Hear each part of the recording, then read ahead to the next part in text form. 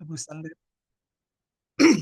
Oke, hari ini kita akan membahas kira-kira ini nggak akan keburu seluruhnya. Mungkin setelah hari ini sekali lagi ya. Sekali lagi tutorial rasanya cukup lah. Hmm. Oke, saya nggak akan bahas terlalu teoritis ya. Ini sifat-sifatnya aja dulu yang penting. Yaitu pertama, fungsi... mana bentar. Fungsi logaritma garitma asli atau natural. Itu bentuknya Y sama dengan ln X yang definisinya sebenarnya nggak terlalu ini ya.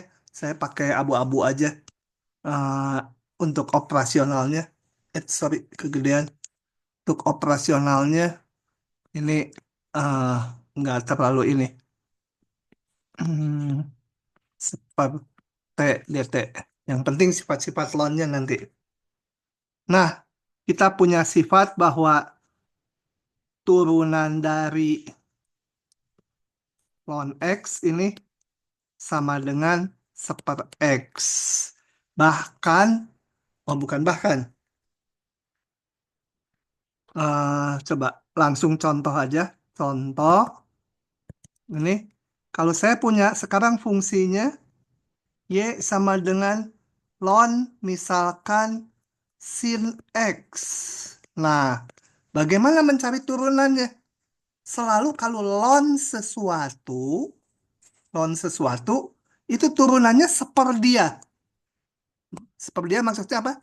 Y aksennya itu satu per ini yang di belakang lotnya dikalikan turunan dari si ininya gitu ya. Saya baru simbolkan pakai D, turunan D. Nah, ini namanya aturan rantai ya. Turunan sin X adalah cos X. Ya, kalau mau disederhanakan kotangan X gitu ya. Nah, kemudian, oh ya, sifat pentingnya lagi. Ada yang kedua, Y sama dengan ln mutlak X. Nah, gimana ini turunannya? Ini kita pecah menjadi ln apa? Pecah dua. Oh ya, tadi lupa saya bilang di sini X-nya harus lebih besar dari nol. Nah, kalau ln mutlak X gimana? Ya berarti di sini mutlak X-nya harus besar nol.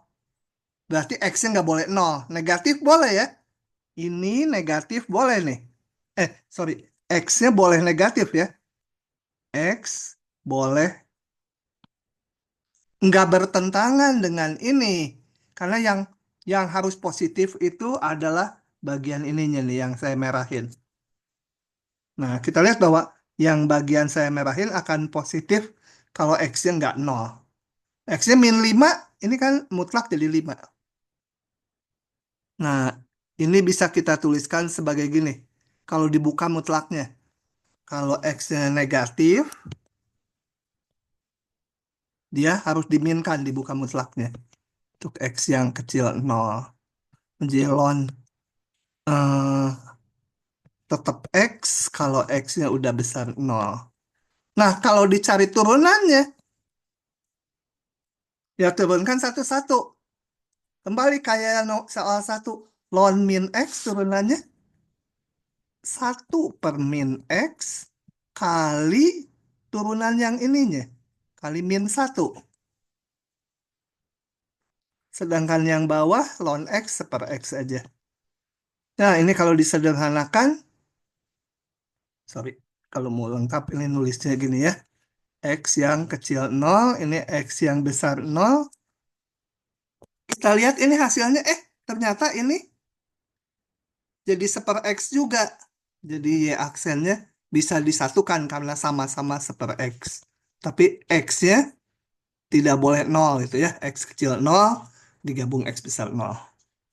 Ini menghasilkan bahwa nanti integral dari 1 per T dt tanpa batas tuh ya. Itu hati-hati jangan lupa ln, ini saya kasih merah nih, mutlak dari T. Suka lupa mutlaknya. Tambah konstanta. Oke ya, itu fungsi ln. Nah, fungsi ln ini bisa membantu sifat-sifatnya dulu. Sifat-sifat. Yaitu ln 1, 0. Kemudian ln AB sama dengan ln A ditambah ln B gitu ya. Ini dikurung boleh, nggak juga boleh. Ln A per B sama dengan ln A dikurangi ln B. Dan satu lagi yang harus kalian ingat, ln apa? A pangkat R sama dengan pangkatnya bisa ke depan. Ini sifat penting kalau nanti kita mengoperasikan fungsi logaritma. Nah, salah satu kegunaannya, karena baru ini depannya, salah satu kegunaannya fungsi ln itu untuk ngitung turunan, bantu ngitung turunan. Sebentar, saya ambil contoh dari tutorial ya. Eh, mana ya yang cocok? Eh, oke, ini contohnya. Nah, ya, saya copy dulu. Nah, kata-katanya, contohnya, gunakan fungsi ln untuk menghitung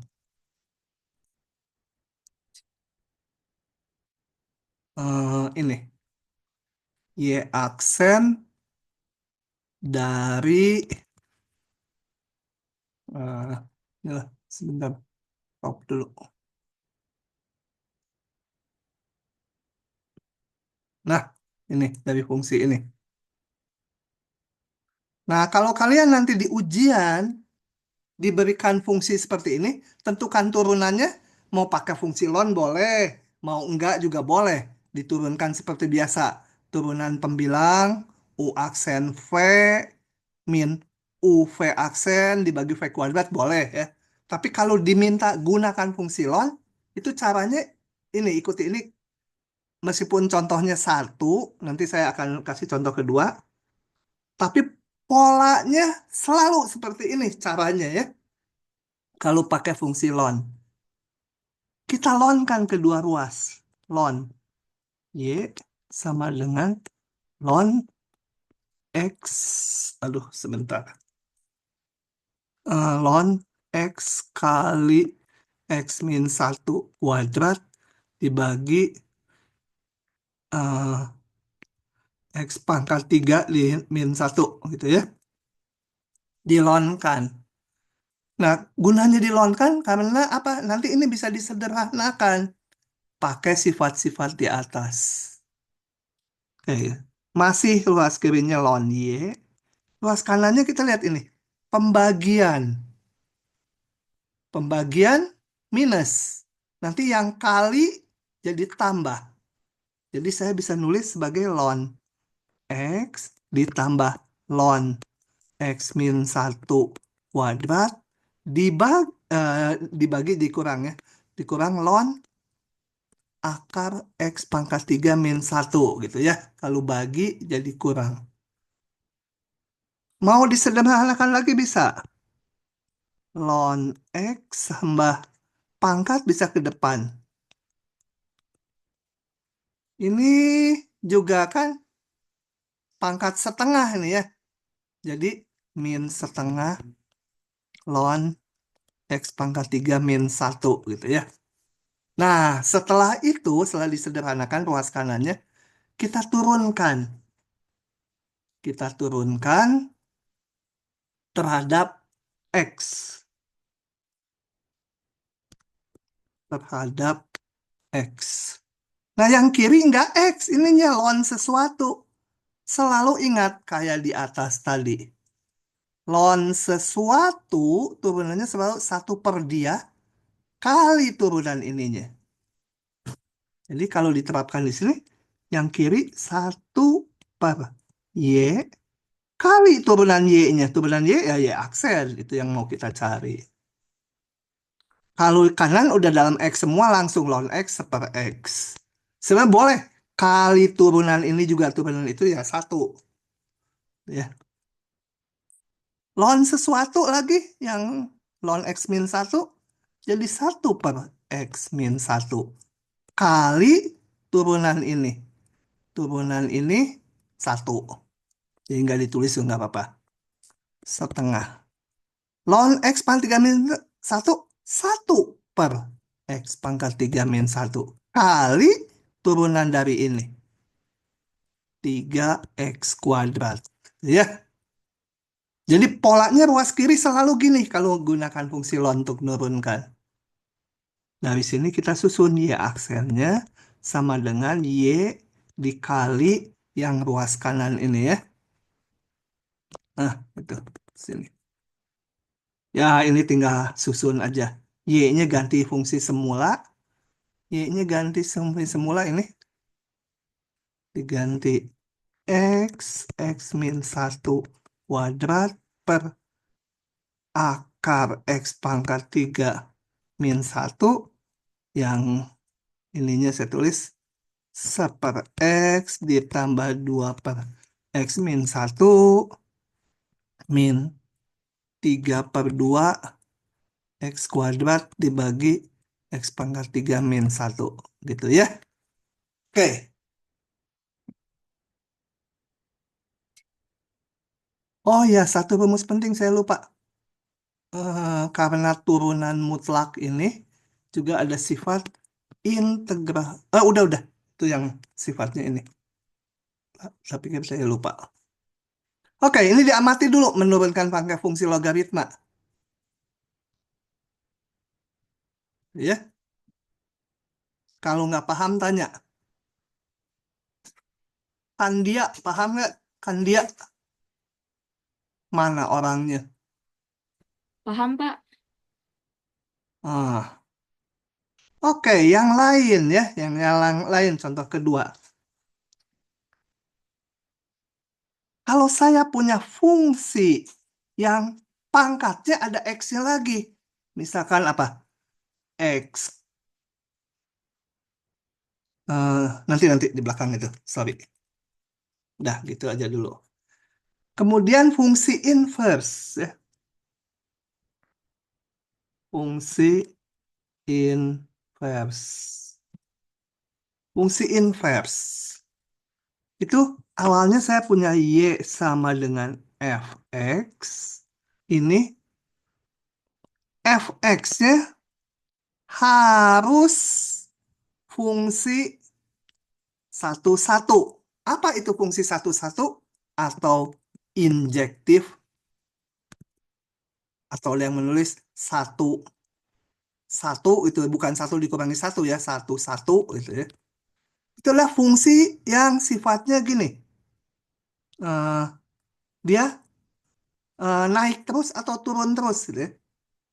Nih, contohnya yang satu-satu tuh satu Y berhubungan hanya dengan satu X aja gitu ya.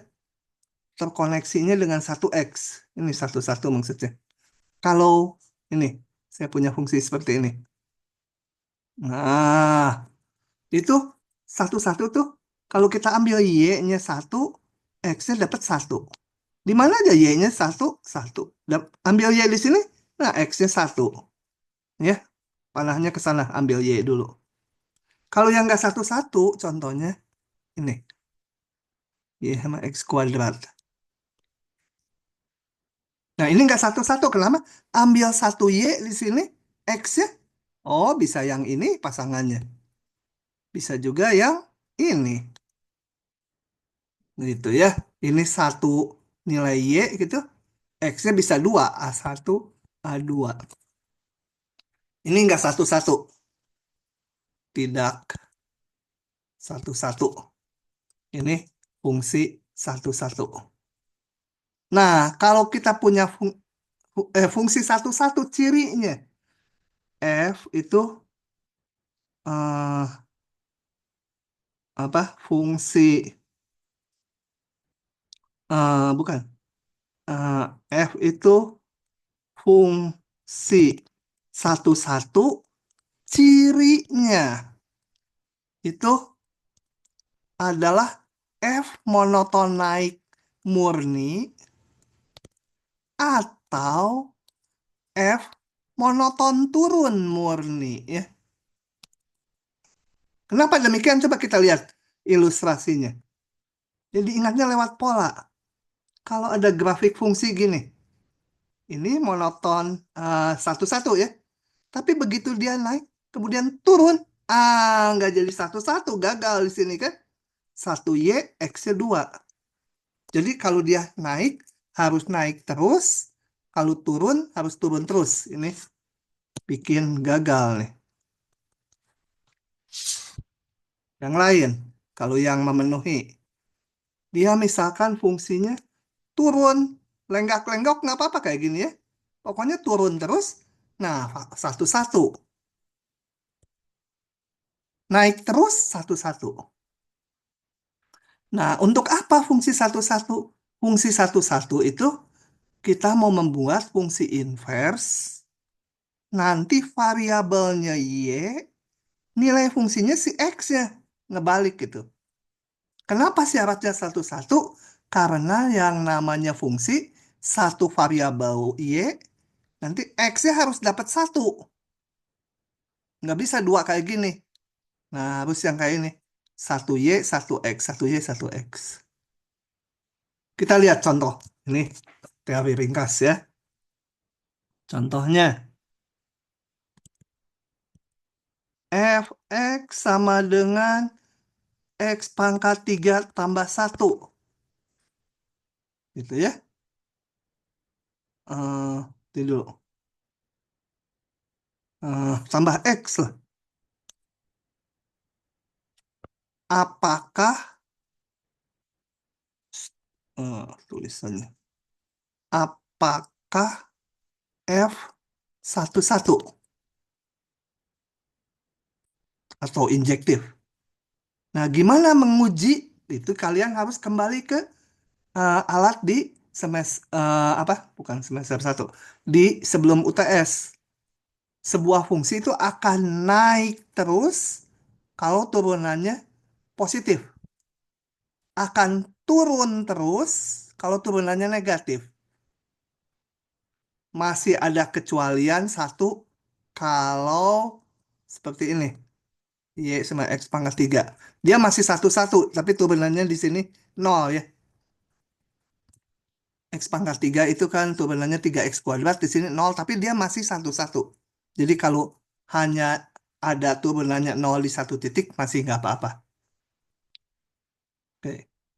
Nah, fungsi. Kita periksa ini apakah fungsi satu-satu, kita turunkan. Karena alatnya turunan. Apa ini? 3X kuadrat tambah satu. Jelas kelihatannya, jelas. Jelas F aksen X udah nggak usah digambar-gambar lagi, itu selalu lebih besar dari nol. Karena apa? Mau X-nya negatif, mau X-nya positif, X-nya berapapun, ini nggak mungkin negatif karena satu ditambah kuadrat. Jadi F fungsi satu-satu gitu ya. Oke, ini syarat nanti punya inverse. Nah, sekarang kita lihat definisi fungsi inverse. Definisi fungsi inverse. Ini awalnya F, Y, sorry, saya tambahin embel-embel Y. Fx fungsi satu-satu. Ini syarat punya inverse. Ya. Nah, dari sini eh, dibentuk fungsi inversnya dengan simbol sebagai berikut, yaitu F min 1 gitu ya. Hati-hati itu bukan seper F. F min 1 itu simbol untuk fungsi inverse. Bagaimana kalau kita butuhnya seper F? Ya kita tulis seper F. Ini betul seper F. Atau nulisnya gini, F pangkat min 1. Ini berarti seper F. Kalau F min 1 aja itu fungsi inverse. Oke. Dengan aturannya sebagai tadinya Y sama dengan Fx, dibentuklah fungsi X sama dengan F min 1Y. Bingung kan kalau gini abstrak? Kita lihat contoh.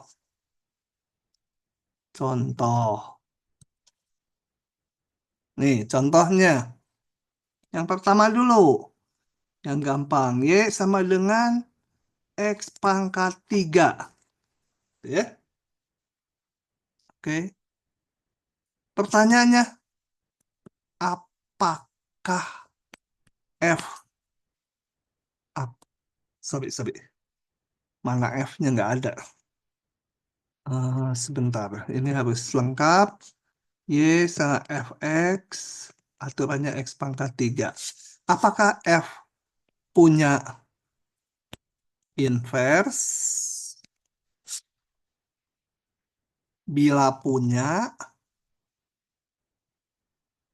tentukan F min 1-nya. Ya, inverse-nya. Kembali, kalau ditanya punya inverse, ya kita pakai turunan untuk menguji kemonotonannya. Ya, aksen sama dengan 3x kuadrat. Nah, kita lihat, ini masih bisa nol ya, nggak positif. Tapi kalau nolnya hanya di satu titik, dia tetap masih monoton murni. Kalau mau diperiksa gini, tanda. Tanda Y aksen. Dia selalu positif kan? Di sini nol, di nol memang. Tapi di sini positif lagi. Gitu. Oke. Atau supaya, ya oke lah, nggak apa-apa. Ini ada nolnya, atau kalau mau mempermudah sedikit soalnya, inilah. Atau enggak udah. Itulah, gitu aja.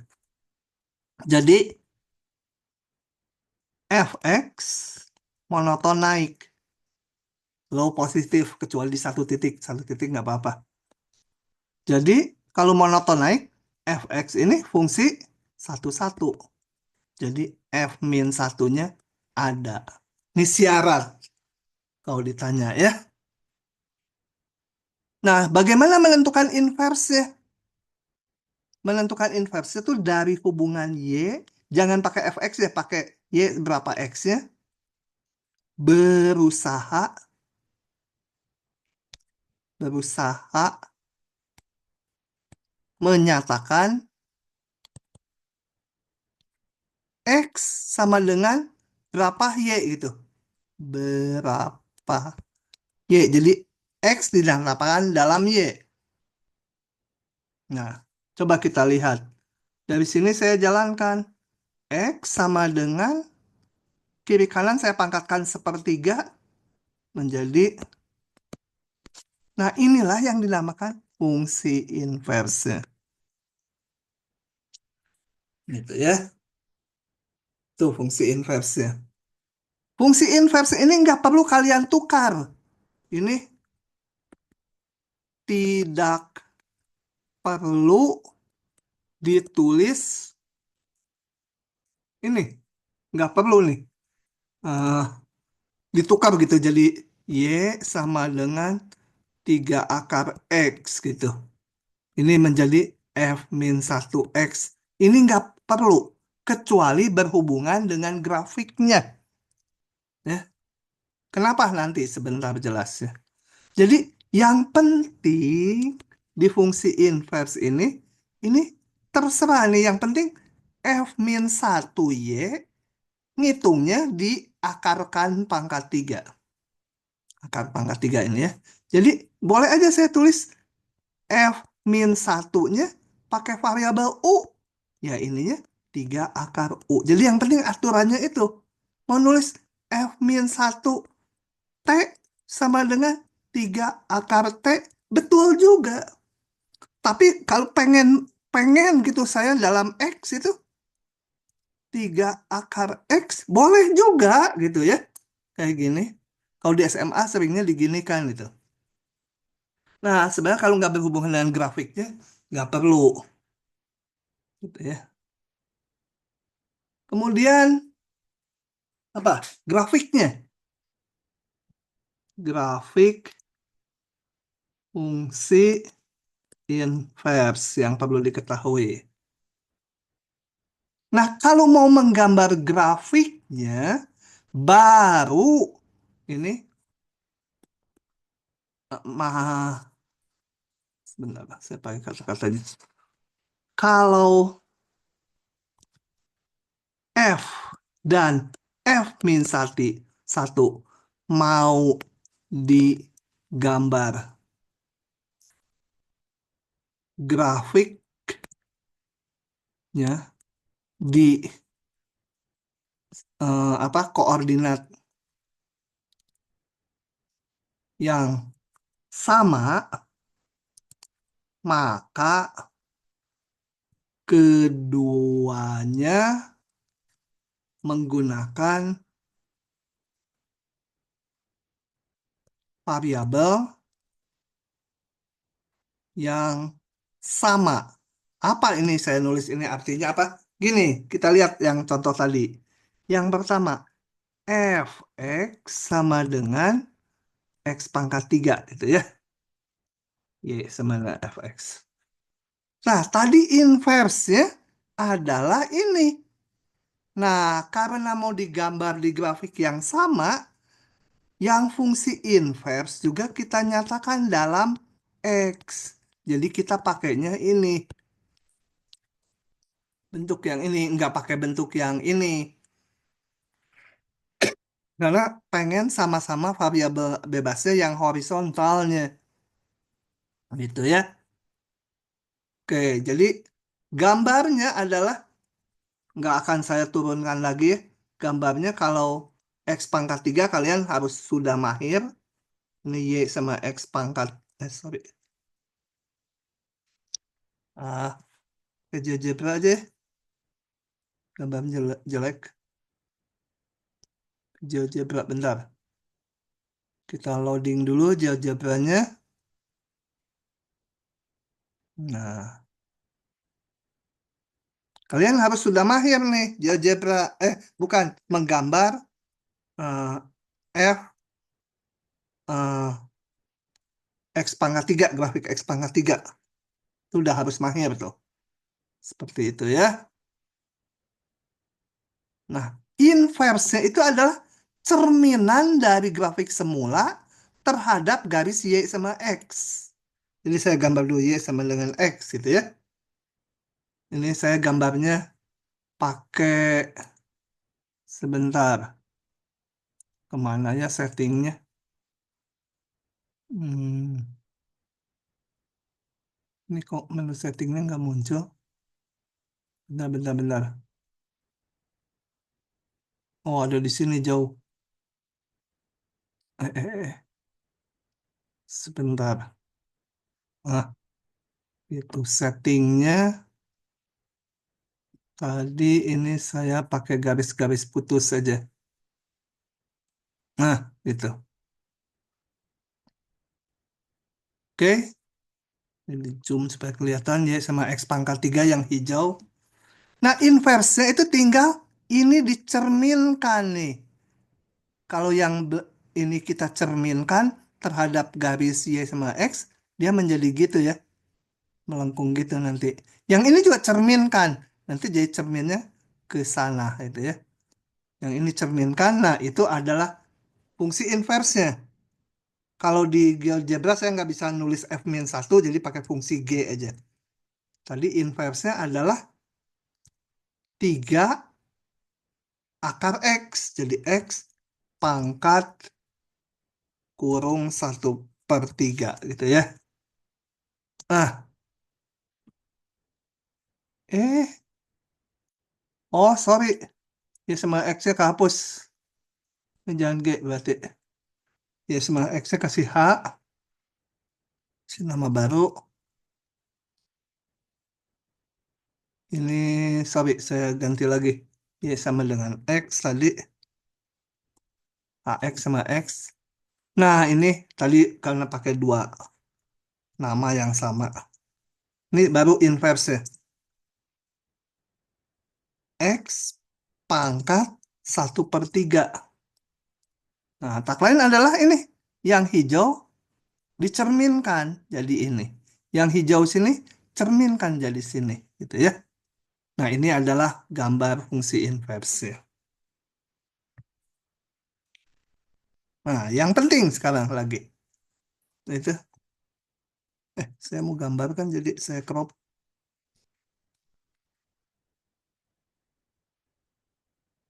atau agak gede cropnya. Jadi yang perlu diingat ya, gambar fungsi inverse itu caranya fungsi semula dicerminkan terhadap Y sama dengan X ya.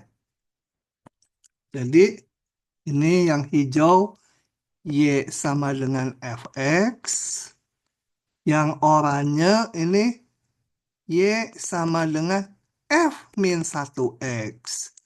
Kita lihat ininya pakai variabel yang sama kalau mau di grafik yang sama ya, pakai X. Tapi jangan diartikan X ini sama dengan X ini ya, sendiri-sendiri aja. Jadi cirinya F min 1X diperoleh dari pencerminan Fx-nya harus tahu tentunya grafiknya, terhadap garis Y sama dengan X. Y sama X yang putus-putus cerminkan. Oke, itu grafiknya. Yang penting lagi adalah turunannya nanti. Turunannya. Yang suka keluar turunannya. Nah, ini. Misal Y sama dengan Fx melalui titik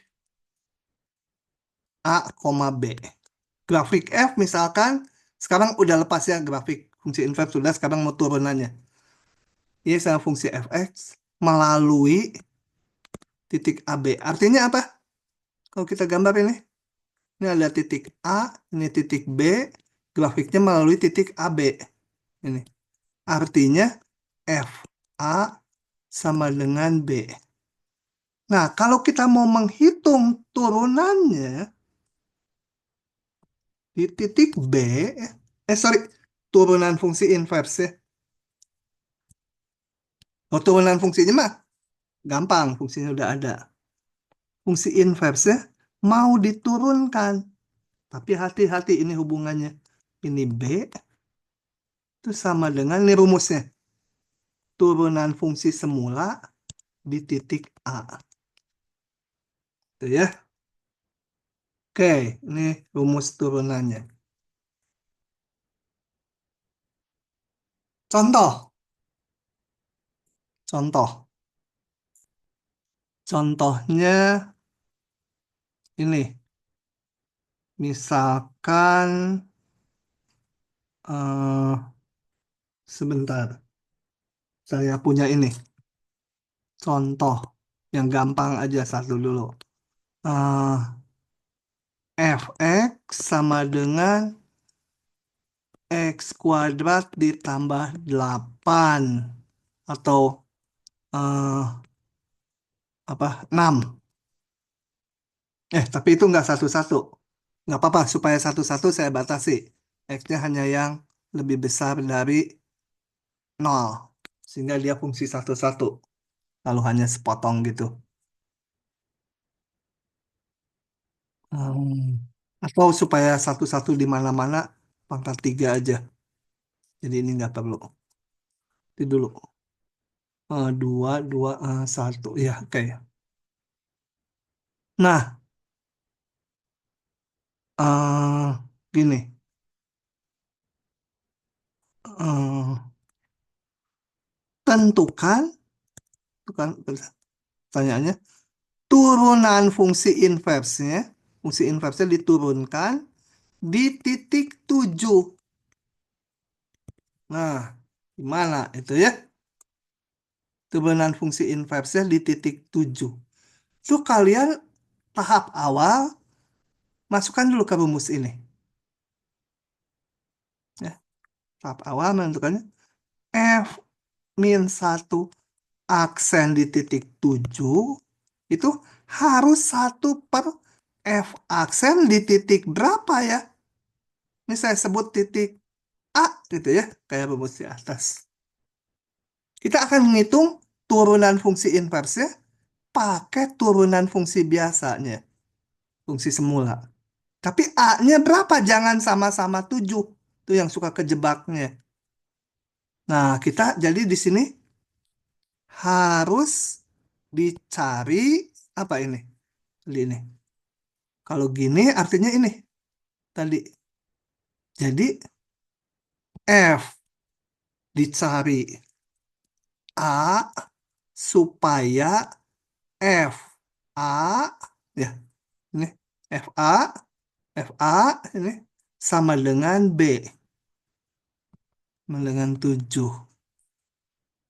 Nah, kita cari F A apa? A pangkat 3 ditambah 6 sama dengan 7. A-nya sama dengan 1 ya. Jadi kita ngitungnya sekarang F min 1 aksen di titik 7 sama 1 per F aksen 1. F aksen 1 dapat dari mana? Ya dihitung dari sini. F aksen X-nya sama dengan 3X kuadrat. F aksen satunya sama dengan 3. Sehingga F inverse diturunkan di 7 sama dengan 1/3. Paham nggak? Paham nggak ya? Oke, izin bertanya. Ya, Kenapa dimasukinnya di FA? Kenapa nggak F aksen A, Pak? nggak F aksen apa? Yang karena A ini supaya A sama dengan 7, kenapa nggak F aksen A-nya sama dengan 7, Pak?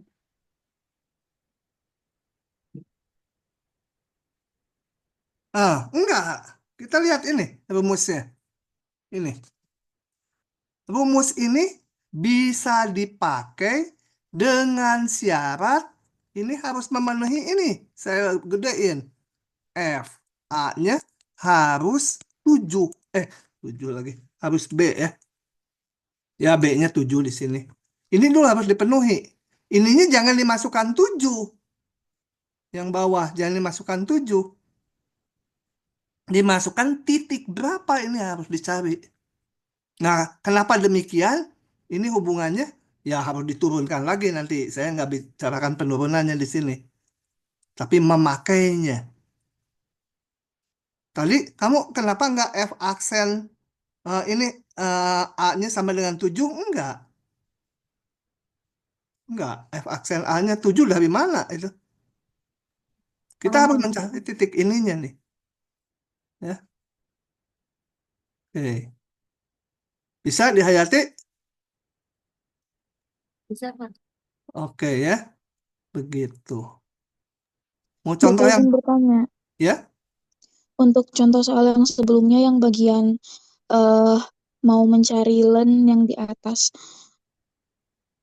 Yang mana ya? yang atas Pak, Tas lagi. di bawahnya sedikit, Mm-mm. di bawahnya lagi maaf Pak. Itu kan ada 1/Y. Mm-mm. Terus setelah kita mau mencari Y aksennya itu satu per Y-nya menjadi Y atau Kebelakangin. gimana, Pak? Ini sepertinya dikebelakangin lagi. Dikalikan. Jadi Y kan? Oh, Selalu oke, Pak. polanya gitu. Selalu. Ya. Oke. Nah, lanjut lagi.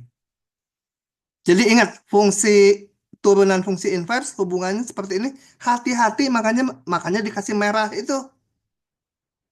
Ya, di situnya memasukkan angkanya berapa, harus dicari hubungan ini. Gitu. Oke, saya lanjut sekarang. Fungsi logaritma umum sama eksponen umum akan saya lewat dulu ya. Sorry, fungsi, ya, saya maunya hanya fungsi eksponen asli ya. Fungsi eksponen. Nggak runut seperti buku, langsung saya munculkan. Jadi, itu adalah inverse dari fungsi logaritma asli atau ln ya. Nah, itu munculnya gini. Coba kita lihat kalau ilustrasi dulu. Ilustrasi. Tadi kalau saya punya Y sama dengan X pangkat 3, ini saya sebut fx. Inverse saya bisa ngitung. X sama dengan 3 akar Y. Ini inverse. Nggak usah ditukar variabelnya, biar aja ya kalau nggak berhubungan dengan grafik. Nah, sekarang bagaimana dengan Y sama dengan ln X? Nah, ln X ini saya terlewat lagi tadi, grafiknya seperti ini ya, diingat-ingat. Tadi ln 1, 0, ini gini grafiknya. Ya, ini menuju min tak hingga, ini Y sama dengan ln X. Ini naik terus. Ini 1. Oke. Dia fungsi yang monoton naik murni. Punya inverse. Nah, tapi dari sini nggak bisa kayak yang di atas tadi.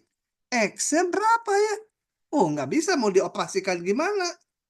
Masa kedua ruas dibagi ln? Nih, kedua ruas saya bagi dengan ln. Bagi ln gitu ya. Jadi Y per ln sama dengan X itu nggak bisa ya. Ln X tuh bukan, ln tuh nggak berdiri sendiri ya, harus ada variabelnya. Nah, nggak bisa. Maka, tapi dia punya inverse karena fungsi yang monoton naik terus. Gambar fungsi inverse-nya gampang.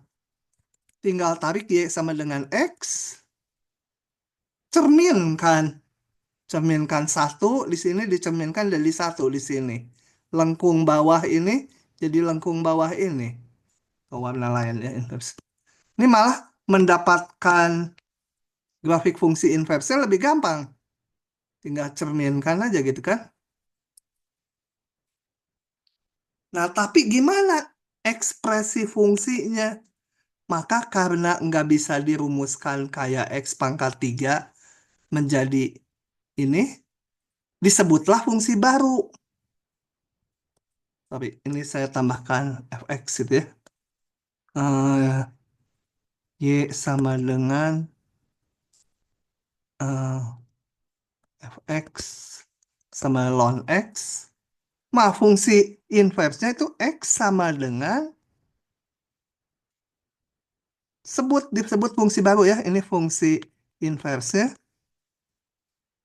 Sorry, dalam Y, kalau ngebalik. Ini kurungnya loh. Itu sama dengan xp y. Yang nantinya sama aja dengan E pangkat Y. Dengan E itu bilangan 2,7182 sekian lah, pokoknya irasional. Gitu. Itu fungsi inverse. Nah, karena fungsi inverse, nanti kita punya sifat ini. EXP apa aja ini? EXP V gitu ya. Kalau dilon kan akan balik jadi V. Atau ini penulis ini sama aja. Lon EXPV saya tulis E pangkat V sama dengan V gitu ya. Kenapa ini? Karena saling inverse. Kalau fungsi inverse dikomposisikan dengan fungsi semula, balik lagi ininya. Balik lagi gitu ya. Satu lagi, kalau yang lon dulu, lon katakan U, dihitung sama si EXP inverse. Hasilnya ya balik lagi. Sama aja EXP itu tadi kan E pangkat ln U sama dengan U gitu ya.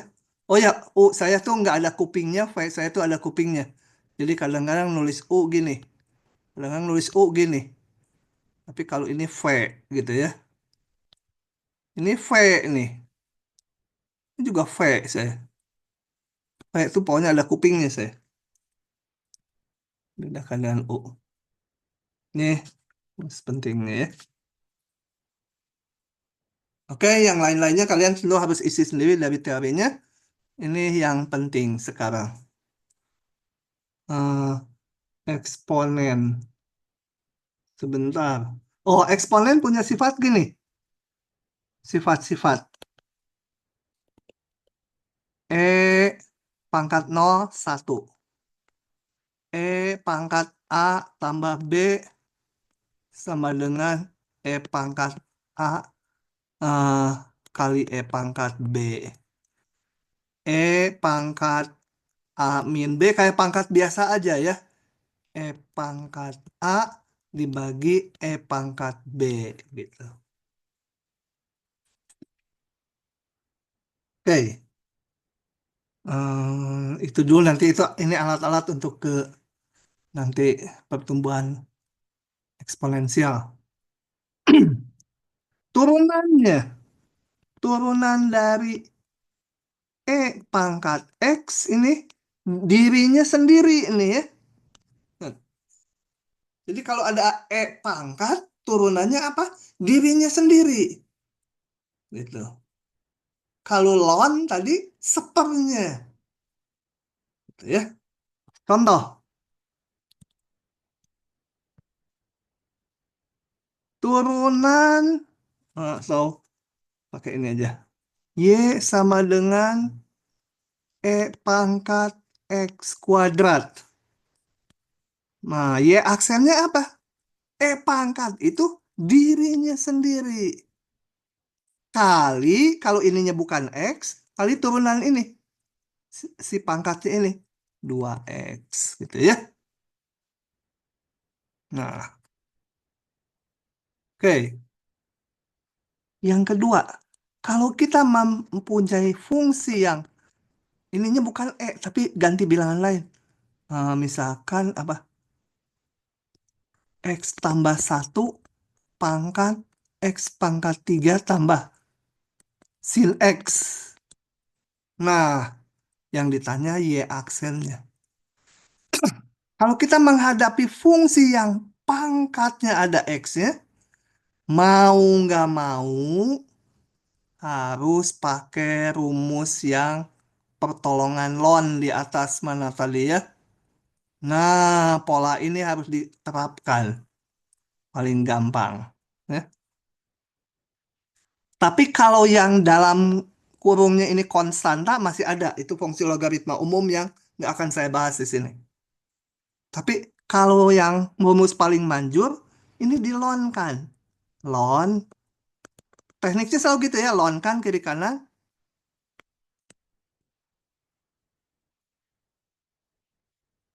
tambah sin X. Sederhanakan yang kanan. Pangkat, ingat, bisa ke depan. Itu tujuannya dilonkan, supaya nggak ada pangkat dalam fungsi. Pangkatnya nggak ada X-nya. Nah, ini kan udah gampang.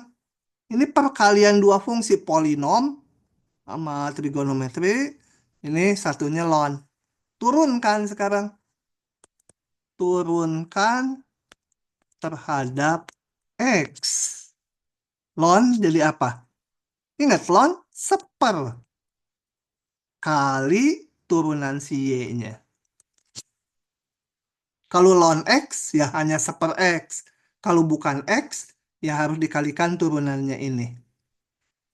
Kanan pakai perkalian, U kali V. Harus hafal rumusnya, U aksen V min U V aksen gitu ya. Turunan yang depan kali ln X tambah 1 ditambah yang depannya sekarang diam kali turunan ln X plus 1. 1 per X tambah 1 ln turunannya. Kali turunan dalamnya 1. Turunan ininya. Karena bukan X saya turunin. Tuh kan ketemu ya aksennya. Tinggal Y-nya bawa ke kanan. Kali ini. Ceplok situ. Ya, kembalikan ya aksennya sama dengan Y-nya yang semula ini Y-nya. Jadi X min 1 X pangkat 3 apa tadi? Ditambah sin X. Dikalikan nih yang panjang ya. Kalian mau kalikan ini satu per satu disederhanakan boleh. Tapi intinya ya udah itu aja. Ya, sini. Gitu. Ingat, ingat, ingat, ingat ya. Kalau ada pangkat dalam fungsi paling gampang dilonkan. Pak, izin bertanya. Ya, Itu kenapa jadi positif ya, Pak, len-nya? Len X tambah 1. mana jadi positif? Soalnya yang atas itu X kurang 1. Oh, salah nulis saya. Kurang 1. Ya, ya, kurang 1. Nah, berarti ngikutin ya. Gitu. Salah ngitung masih gede nilainya. Tenang aja. Min. Min 1. Dah ya. Oke. Makasih. Nah, sekarang ke yang penting. Yang soal cerita ya. Ke Baru bisa kita membahas pertumbuhan peluruhan eksponensial. Saya akan bahas eh apa eh, soal dalam bentuk cerita. Kalian mungkin udah kerjakan di tutorial, tapi nggak ada salahnya diulang ya. Coba sambil Kak, kalau soal yang kayak gitu itu nggak perlu disederhanain lagi. Cukup di itu aja. kalau tergantung yang koreksi ya. Kalau saya mah nggak apa-apa. Kalau kalau bisa disederhanakan jadi lebih sederhananya cukup sederhana sih sederhanakan. Tapi kalau enggak ya minimal kalikanlah satu-satu sukunya gitu. Karena nggak ada yang bisa dicoret juga gitu. Oke, makasih Kak. Ya, kalau kalian nggak menyederhanakan juga, kalau ini skalanya 10 nilainya dapatlah 9 gitu ya. Males, paling ditulis sama dosennya males, nggak mau ngitung. Tapi jangan ditulis pakai kurawal gini, ditulis ulang ininya.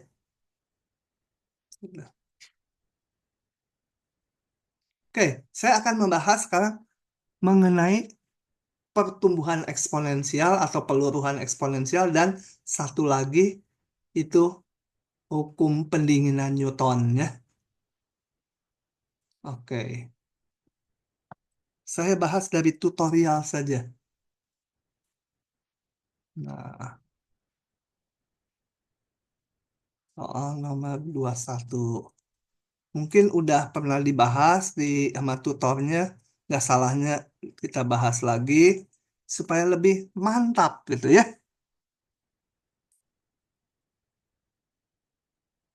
Atau saya bikin soal baru aja ya. Soal baru gini. Saya punya soal bagus loh. Gini. Peluruhan eksponen Sesuai namanya nanti pakai fungsi yang tadi. Ini. Sebuah zat radioaktif, sebut aja zatnya zat apa ya, zat C itu ya. Nanti dianggap karbon, tapi enggak lah. Zat X gitu ya. Nah itu, atau jangan, zat Y aja ya. Apa ya? Ya sebenarnya apa aja ya. Zat Y itu mula-mula, mula-mula, kenapa nggak bisa nulis nanti? Mula-mula masanya 10 gram. Setelah 1000 tahun menjadi, katakan 8 gram. Setelah eh, 3000 tahun menjadi berapa? Kurang lagi. Tinggal 5 gram gitu atau tinggal berapa? Ah, jangan 6 gram gitu lah. Nah, pertanyaannya adalah yang A. Setelah 1500 tahun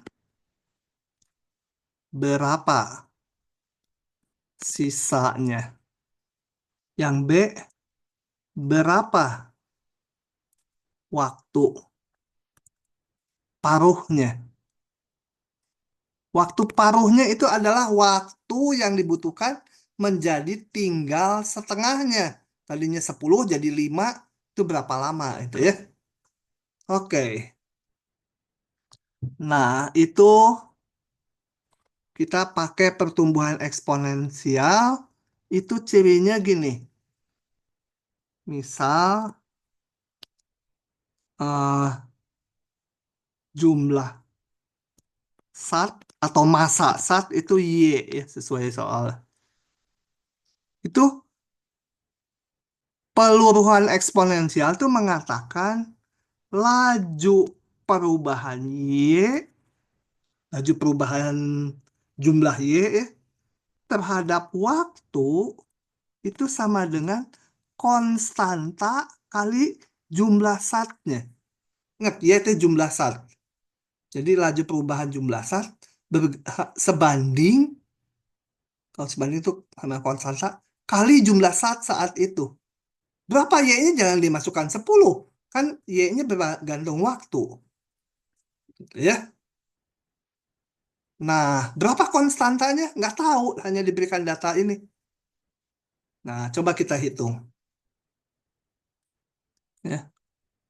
Jadi tujuan saya sekarang mengetahui berapa atau apa aturan fungsi Y-nya. Nah, ini caranya kita, metodenya hanya satu saat ini, dengan pemisahan variabel. Yang ada DY dengan Y, jadi Y-nya kedepankan, jadi di bawah ya. Yang ada DT, satukan dengan T. Ya, nggak ada T, hanya ada konstanta. Konstanta ikut mana aja boleh. Nah, ingat integral ini. Oh, sorry. Setelah itu kita integralkan.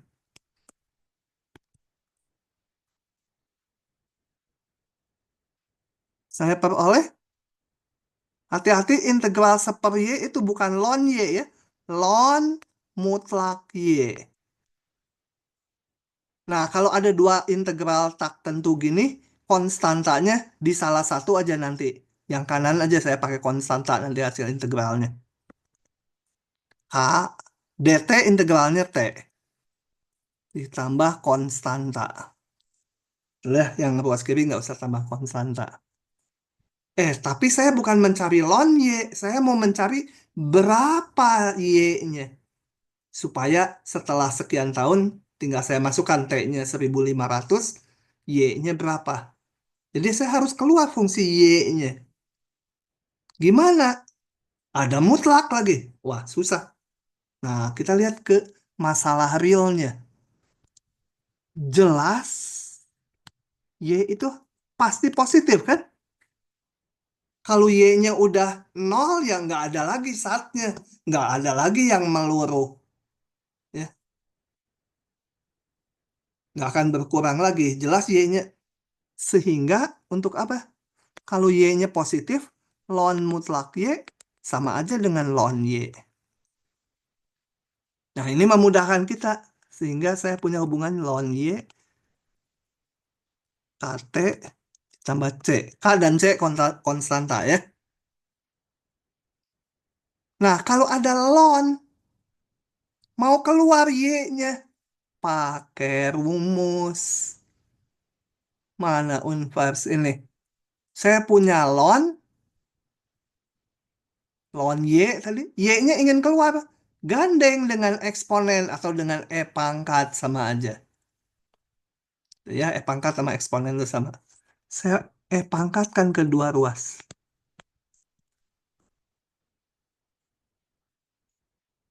Oh ya, saya ini ya boleh lah. Gitu, biar aja. Oke? Sehingga ruas kiri kan menjadi Y.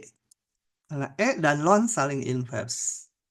Ini saya pisahkan menjadi E pangkat C kali E pangkat KT. Kan tadi kalau E pangkat A tambah B, E pangkat A kali E pangkat B.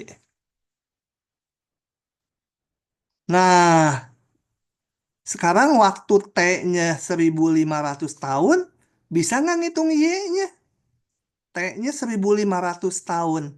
Nggak bisa karena K dan C-nya belum tahu. Dari mana dapatkannya? Dari syarat yang diberikan nih. Jadi setelah 1000 tahun, sebenarnya pada saat 1000 tahun ya, kalau nulis setelah 1000 tahun tuh kan bisa 5000 tahun, bisa 1.000.000 tahun, itu juga setelah 1000 tahun. Tadi harusnya saat 1000 tahun gitu. Setelah, saat 1000 tahun,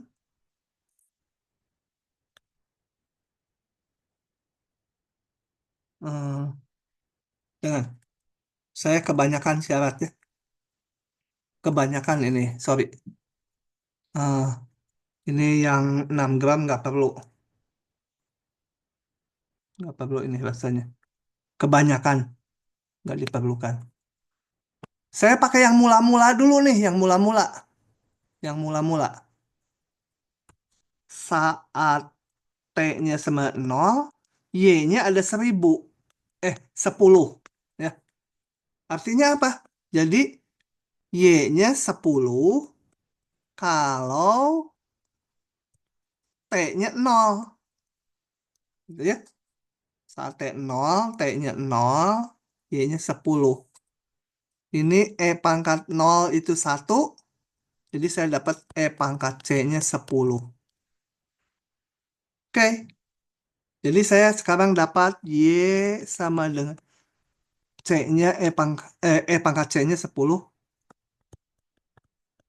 K-nya belum dapat. Pakai syarat satu lagi. Saat T-nya 1000, Y-nya menjadi 8 tadi katanya ya. Ini 8. Nah, oke. Jadi saya kembali masukkan. Y-nya 8. E pangkat C-nya tadi udah dapat 10. E pangkat KT. K kali T-nya 1000. Kalau nggak ngikuti tanya-tanya ya. Kita mau nyari K-nya. Ya, ini saya pindahkan dulu 8/10 sama dengan K kali 1000. 8. Nah, gimana? Saya mau nyarinya bukan E pangkat K kali 1000, mau nyari K-nya. Nah, kita lihat lagi rumus di atas. E pangkat. E pangkat. Mana? Ini. E pangkat. Supaya ininya turun. Keluar ininya. Dilonkan. Nah, kan saya lonkan dia. Lonkan. Lon. 8/10-nya saya tulis. Itu ya perkecil. 4/5 sama dengan ln eh, E pangkat K kali 1000. Ingat, ln dan E pangkat itu saling inverse. Ln 4/5 sama dengan K kali 1000. Boleh juga ini pangkat, kalau ini ln, pangkatnya bisa ke depan, kali ln E 1. Jadi pokoknya kalau ada E pangkat, pengen ininya keluar, di ln kan. Gitu ya. Sebaliknya kalau punya ln kayak di atas, pengen keluar Y-nya, di E pangkat kan. Intinya dikomposisikan dengan inverse. Nah, dari sini K-nya sama dengan berapa? 1000, eh 1000, 1/1000 ya. 1/1000 ln 4/5. Sehingga saya dapat sekarang Y sama dengan 10, pangkat K-nya 1/1000 ln 4/5 itu K-nya T. Itu udah. Sekarang baru bisa dijawab yang pertanyaan A. Setelah 1500, nggak mau 1500 lah. Nggak bulat ya, saya ganti ya soalnya. Setelah 2000 aja gitu. Setelah 2000 tahun. Maka yang pertanyaan A, Y 2000 sama dengan, masukkan aja 10 pangkat 1/1000 ln 4/5 dikali T-nya 2000 gitu ya. Sama dengan 10. 2000 dibagi 1000 tinggal 2. Ln 4/5. Oke, gitu udah benar. Mau dimasukkan ininya ke belakang juga boleh. Ln 4/5 pangkat 2. Ya.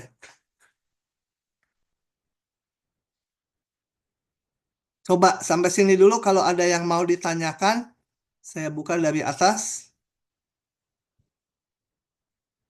Dilihat-lihat dulu. Soal eksponensial, polanya paling kayak gini kalau keluar.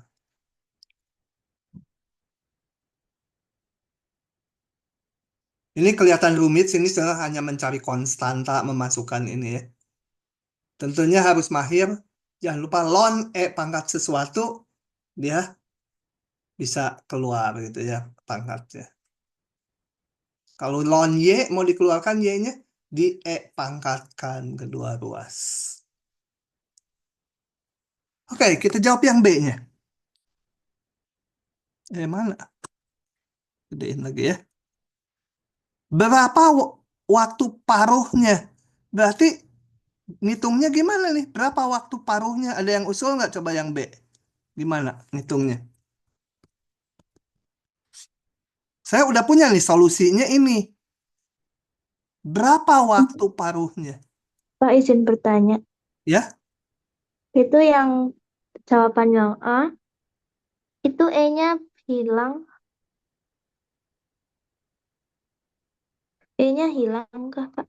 Yang oh, ya, pangkat itu malah jadi enak, sederhana karena ada E-nya. Ya. Teliti si Neng ya. Apa? Tadi 2 ln 4/5 ya. Malah jadi bisa disederhanakan nih. Pangkat ln 4/5 pangkat 2. Sama ln habis. Nah, segitu. Iya, oke ya. Oke, betul. Nah, yang B gimana?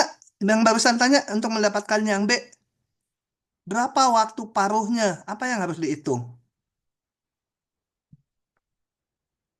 Berarti menghitung T supaya menjadi separuhnya, betul? Ini harus menentukan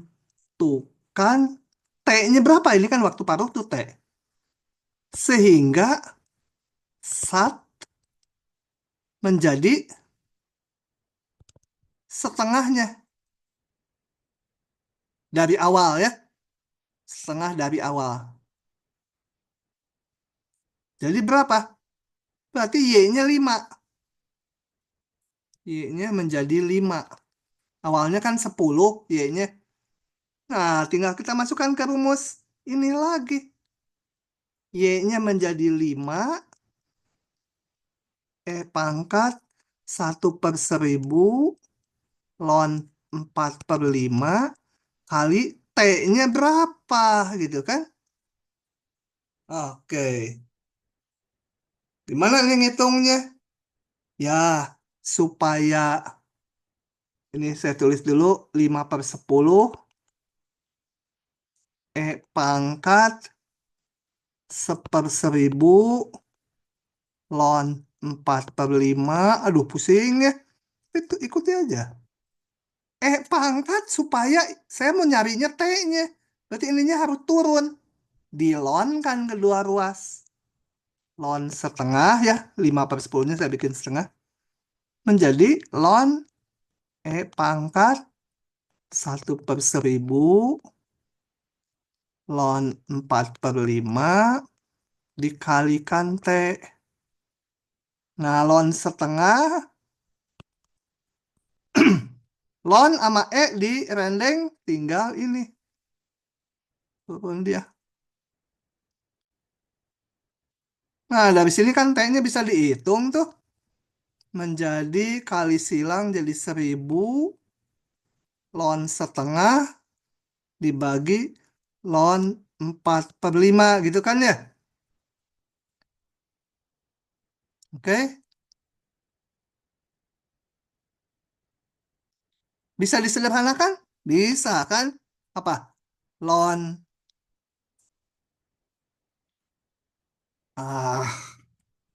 mana sih? Lupa rumusnya. Ln A tambah B itu sama dengan ln A ah, kali B gitu ya. Bener nggak? Lupa saya. Salah. Ln A tambah ln B. Enggak lah. Lihat sendiri sederhanakannya. Nanti keliru saya lupa lagi rumusnya juga. Saya juga kadang-kadang lupa rumusnya ya. Hmm. Ada tadi udah ditulis sama saya. Rumus-rumus ln. Aduh, ada di mana tadi ya? Ln. Di atas ya lnnya. Sifat-sifat ln tadi. Ini. Oke. Ini bisa disederhanakan nggak yang bawah? Nggak bisa ya kayaknya ya. Ini. Sebenarnya masih bisa disederhanakan gini. Ln setengah itu kan 2 × (-1). Ln setengah tuh ln 2 × (-1). Ln 4/5 itu nggak bisa apa-apa ya. Eh, Sebentar. Kok jadi lupa saya rumusnya? Eh, ln 4 dikurangi ln 5 gitu ya. Ya paling tetap nggak bisa dicoret. Eh, ini kan aja 10.000. 1000. eh, ini min ln 2 dibagi ln 4 min ln 5. Oh, nggak bisa disederhanakan lagi ya rasanya. Nah, ini jangan diartikan T-nya negatif ya, karena ini negatif. Ini juga nanti kalau dihitung negatif. Jadi sebenarnya T-nya positif. Cuma ya udah nggak bisa dihitung. Kalau pusing-pusing udah sampai sini aja. Gitu. Oke? Nah, satu soal lagi hukum pendinginan Newton. Ini. Hmm, hukum pendinginan Newton ya. Hukum pendinginan Newton. Kayak yang barusan sebenarnya ya. Ini. Saya langsung ke soal tutorial aja ini karena ngarang rada susah.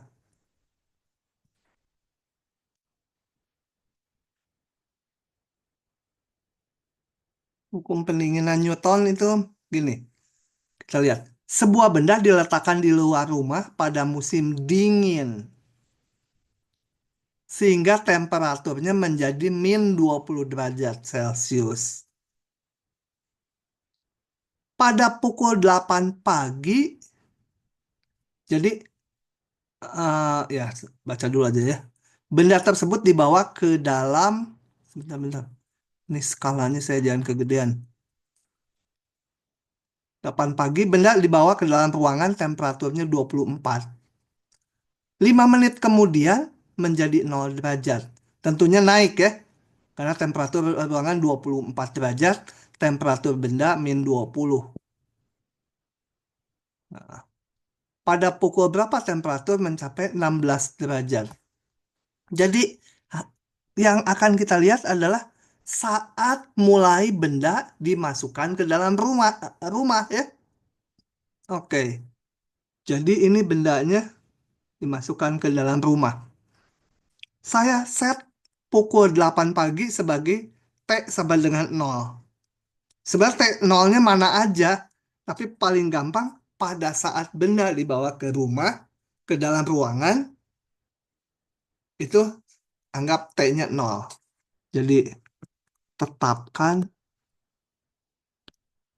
kita harus ada acuan nolnya di mana itu. Sebagai pukul 8 pagi. Nah, bayangkan ini di ruangan, ini ada benda, bendanya kotak aja gitu ya. Ini benda. Saat dibuka waktu T0, ini kasih simbol dulu, ini temperatur bendanya apa? Misal temperatur benda itu adalah Y itu ya. Jelas Y fungsi T. Artinya apa? Temperatur benda akan makin lama makin panas. Karena tadinya -20 waktu dimasukkan ke ruangan. Jadi saya punya data gini. Ini nanti. Y0 itu benda -20. Gitu ya. Bentar-bentar. Saya ada perlu sebentar.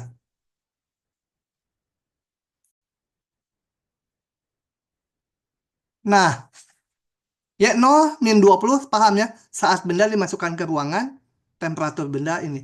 Yang kita amati adalah temperatur bendanya ya. Kemudian temperatur ruangan, karena ruangan sangat besar, selalu dianggap konstan. Sebut aja R, 24 derajat. Meskipun dia menyerap panas dari benda, atau diserap panasnya ke benda, ya dalam hal ini karena bendanya lebih dingin. Meskipun panas udaranya diserap, tetap aja R-nya 24 gitu. Karena R-nya besar sekali, bendanya katakan kecil lah, kelereng gitu. Jadi nggak ada artinya temperatur udara yang diserap benda tetap udaranya segini. Selalu di soal pendinginan atau pemanasan Newton seperti itu. 5 menit kemudian temperatur benda menjadi 0. Berarti apa? Kalau satuannya menit, saya punya data Y 5 menit sama dengan 0. Kumpulkan datanya dulu. Pertanyaannya, Y berapa Ini ya, sama dengan 16. Berapa ini waktunya?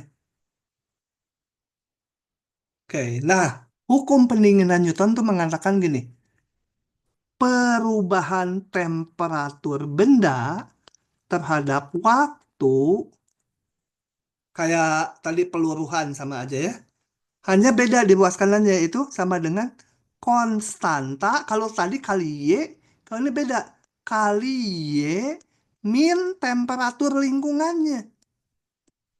Ini bedanya yang ini ya. Nah, tuh. Oke, gitu. Itu namanya pendinginan Newton ya. Perbedaan temperatur ini adalah perbedaan temperatur benda yang diamati dengan temperatur lingkungannya atau ruangannya. Ya, ingat ini konstanta. Kalian jangan bayangkan, loh kan bendanya lebih dingin. Kenapa nggak R min Y? Selalu pakai aja temperatur yang diamati bendanya dikurangi temperatur ruangan. Karena K-nya ini nanti bisa positif, bisa negatif. Nggak masalah gitu ya. Jadi jangan, loh ini kan lebih panas, kenapa nggak ini kurang ini? Biarin aja nanti diatur K dia. Eh. Nah tujuan kita apa? Mencari Y-nya supaya bisa ngitung ini. Tapi kalau yang tadi DY per DT sama dengan KY. Gampang tinggal DY per Y kan? KT itu. Nah, tapi kalau ini Y min R. Nah, itu sebenarnya sama aja. Ini. Di sini R konstanta sama dengan 24. Jadi saya punya DY DT sama dengan K kali Y min 24. Nah, satu fenomena dulu saya tulis di kanan. Turunan dari Y min 24 terhadap T itu kalau pengurangan kan DY DT dikurangi D dari 24 DT, betul? Pengurangan biasa DF kurangi G, DF DT dikurangi DG DT itu. Dan karena ini 24-nya konstanta, DY DT aja. Nih, ada hubungan ini. Ini sama dengan ini. Buat apa? Buat saya bikin ini. DT saya ganti dengan D Y min 24 DT sama dengan K kali Y min 24. Gitu ya. Oke. Ini rekamannya tadi udah belum? Udah resume belum? Udah ya. Nah, kenapa dibikin gini? Karena sekarang saya mau pakai pemisahan variabel lagi. DY min 24 dibagi Y min 24 sama ya ADT. Integral kan duanya. Nah, ingat integral DU per U itu ln mutlak U. Jadi ininya harus sama nih. Ini tadinya makanya dibuat sama ini sama saya. Kebetulan DY-24 DT sama DY DT sama aja. Gitu ya. Jadi yang kiri ln Y-24 sama dengan, oh kenapa jadi biru? Ln mutlak Y-24 sama dengan apa? KT tambah C. Oke? Nah, kita lihat lagi sekarang. Saya pengen ngeluarkan Y-nya. Ada mutlak lagi. Hati-hati kalau ada mutlak harus diperhatikan. Y min 24 itu positif negatif. Ingat, Y itu temperatur benda, 24 itu temperatur ruangan. Temperatur benda berapa? Mula-mula 0. Min 20. Jadi Y min 24 negatif ya. Sehingga mutlak Y min 24 sama dengan minus dari Y min 20. Apa? Ya, gitu ya. Oke? Atau nantilah. Ini nanti. Nanti. Saya mau ngeluarkan Y-nya di E pangkatkan dulu aja. Ln sama dengan E pangkat KT ditambah C. Sama kayak tadi. Ini menjadi E ln balik lagi. E pangkat C kali E pangkat KT. Itu ya. Nah, waktu membuka ini hati-hati. Y min 24 itu kecil 0. Kenapa? Karena Y awalnya dimasukkan ruangan itu awalnya min 20. Tentunya dia di ruangan nanti makin lama makin panas. Tapi nggak akan melebihi temperatur ruangan. Di ruangannya cuma 24. Jadi ini membukanya menjadi ini minus. Gitu ya. Ingat kalau mutlak X, X-nya kecil 0 kan ini dibuka menjadi min X. Nah ini min dari ini. Gitu ya. Y min 24 tuh yang sini aja.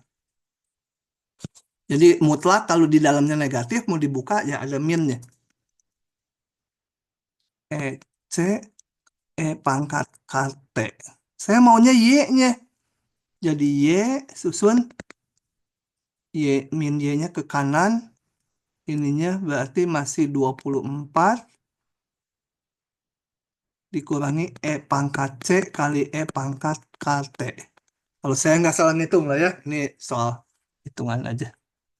Nah, gunakan Y0 untuk nyari C dan K-nya. Y0 berapa tadi? Min 20. Y5 0. Y0 sama dengan min 20. Jadi min 20 bentar sama dengan 24 min E pangkat C E pangkat K kali 0. Hitung punya hitung E pangkat C-nya berapa?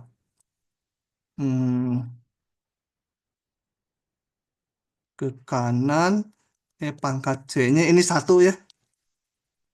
E pangkat C-nya ke kiri kan, 20-nya ke kanan kan jadi 4 ya. Kalau nggak salah ngitung saya. 44. Ini dibawa ke itu dulu. Ini dibawa ke kanan jadi 44 ya. Jadi saya punya sekarang Y sama dengan 24 min 44 E pangkat KT. Gitu? Benar nggak ya saya ngitungnya? 0, berapa ya? Itu dulu, salah ngitung nggak ya?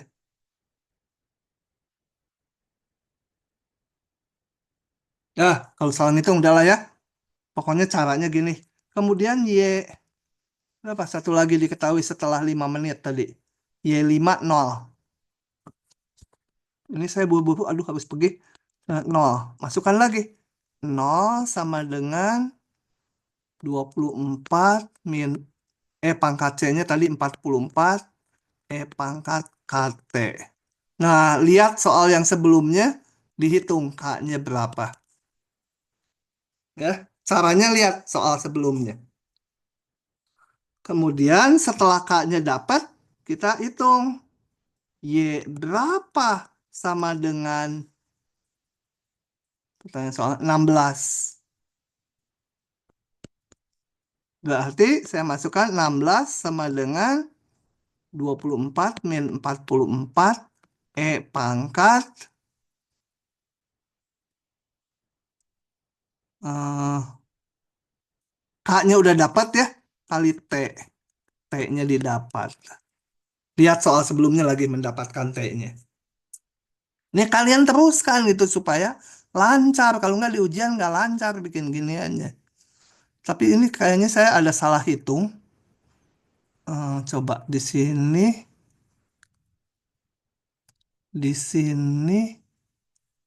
min Y ke kanan jadi Y, 24-nya tetap di kiri, dikurangi ini. T-nya 0, pangkat C-nya,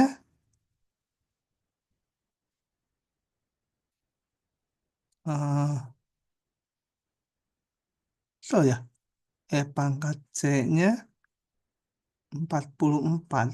Ya, kalau memang betul ya udah. Oh, di saya kerasa aneh, jadi mungkin salah ngitung. Oke, polanya begitu ya. Ada dua macam di pertumbuhan peluruhan eksponensial, yaitu pertumbuhan atau peluruhan. Satu lagi yang model pendinginan Newton atau pemanasan Newton.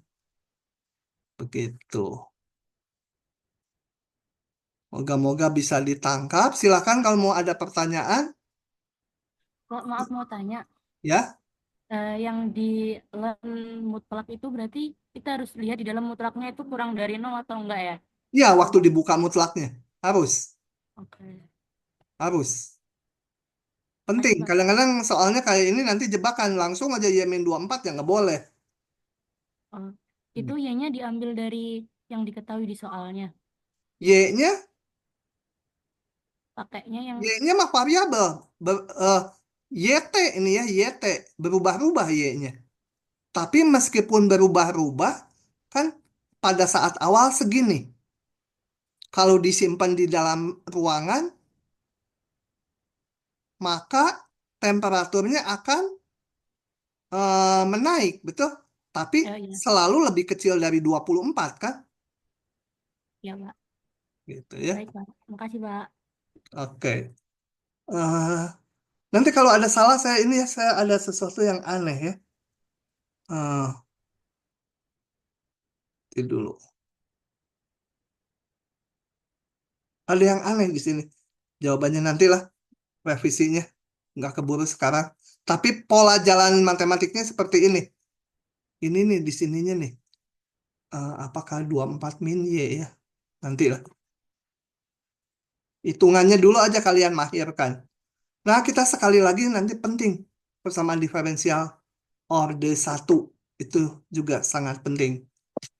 Gitu. Kak, berarti momen sama momen dan pusat massa nggak masuk ya? Enggak. Kemarin udah ada yang tanya. Enggak. Momen dan Oke, pusat Kak. massa tidak Kasih. masuk. Baik, mungkin saya akhiri dulu. Yang ini terakhir, nanti kalau ada salah saya revisi di pertemuan berikutnya.